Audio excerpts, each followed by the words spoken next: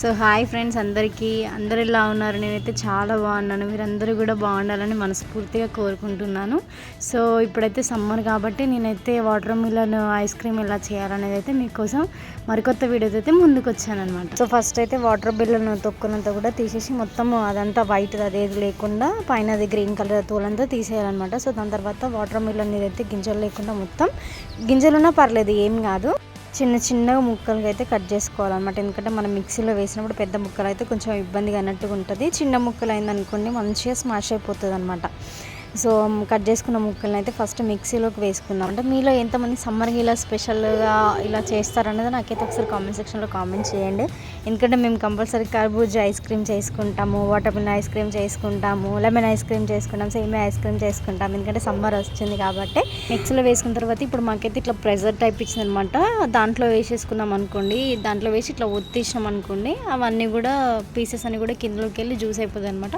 So దాంట్లో కూడా కొంచెం లెమన్ మేమైతే 3 స్పూన్స్ షుగర్ అయితే యాడ్ చేసాం. ఎందుకంటే కొంచెం స్వీట్నెస్ అనేది ఎక్కువగా ఉండాలి కాబట్టి. ఇంకా మీరెంత యాడ్ చేసుకుంటారని కూడా ఒకసారి కామెంట్ చేయండి.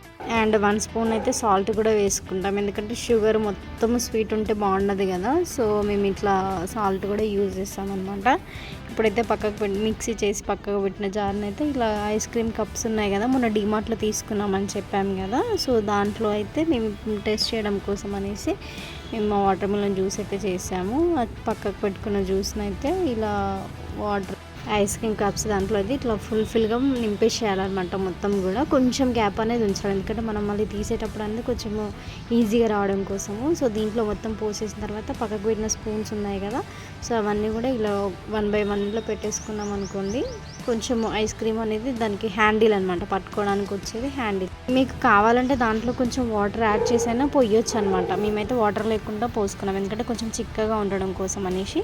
సో దాని తర్వాత డీప్ ఫ్రిడ్జ్లో పెట్టేసాము. 5 hours తర్వాత మేము బయటికి తీసామన్నమాట. సో బయటికి తీయగానే రాదు అది, మనం కొంచెం గిన్నెలో వాటర్ పోసి ఒక 5 minutes అయినా బయటకు వదిలేసేయాలి. సో నేను టేస్ట్ చేయడం కోసం అనేసి అయితే ఒకటైతే తీసుకున్నాను. టేస్ట్ మాత్రం చాలా బాగుంది, కూడా ట్రై చేయండి. Bye guys, subscribe to my channel.